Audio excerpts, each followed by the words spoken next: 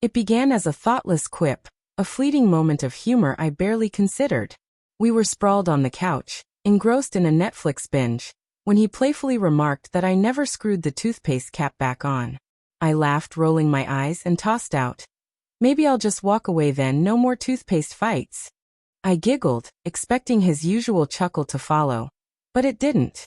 His face froze for a moment before he turned away, staring at the screen. The rest of the evening he was quiet, unusually so. I brushed it off, thinking he was just worn out or lost in his thoughts. We'd bantered like this before, hadn't we? But something felt off this time. When we went to bed, he turned away from me, his back a silent wall. Something he almost never did. I didn't push, assuming it was nothing serious. The next morning, he was up before me, already dressed, sipping coffee in the kitchen. I leaned in to kiss his cheek, but he didn't smile, just gave a curt nod. "You good?" I asked, searching his face. "Yeah," he mumbled, adding, "We'll talk later," before heading out. I shrugged, not grasping how heavy that conversation would be. That evening he didn't come home. My texts went unanswered. My calls diverted to voicemail. A knot formed in my stomach. We always talked, even during arguments. I tried to convince myself he was just at a friend's, blowing off steam, but a gnawing worry grew. The next day, I found an envelope taped to the front door. Inside, his handwriting spilled across a single sheet. He wrote that my careless joke had cut deeper than I could have known. That he'd been clinging to our relationship, hoping for better days. My flippant words made him feel invisible, like his absence wouldn't matter. He said he loved me but felt unloved in return. I sank to the floor, clutching the letter, tears blurring the ink. How had I missed this? I replayed the past weeks, my distracted attitude, my dismissive responses, my self-absorbed moments. That joke was the final straw. I reached out desperately, texts, voicemails, even emails, something I hadn't done since our college days. Silence. His social media went dark, and mutual friends hadn't heard from him. It was as if he'd vanished. I was trapped in a fog of uncertainty, wondering if he was okay or if he'd simply erased me from his life.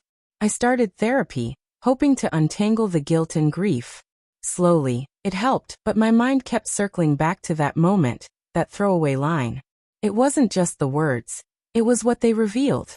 I'd taken him for granted, ignored the signs he was waiting for me to show I cared. Instead, I'd laughed off the idea of losing him.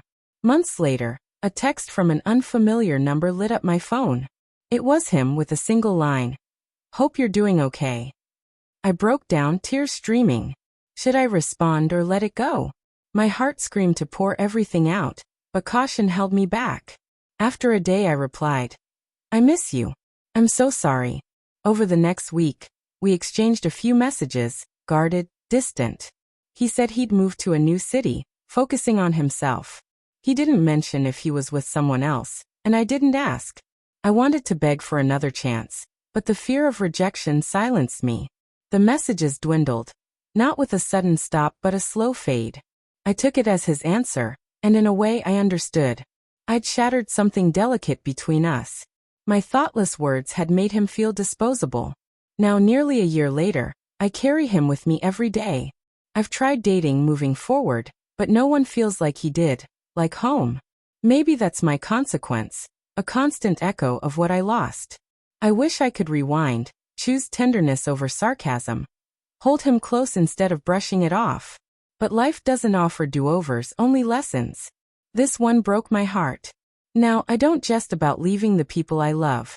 I don't toy with their feelings for a cheap laugh. I learned too late that love isn't a game to play lightly. It's something to cherish, to guard fiercely, every single day.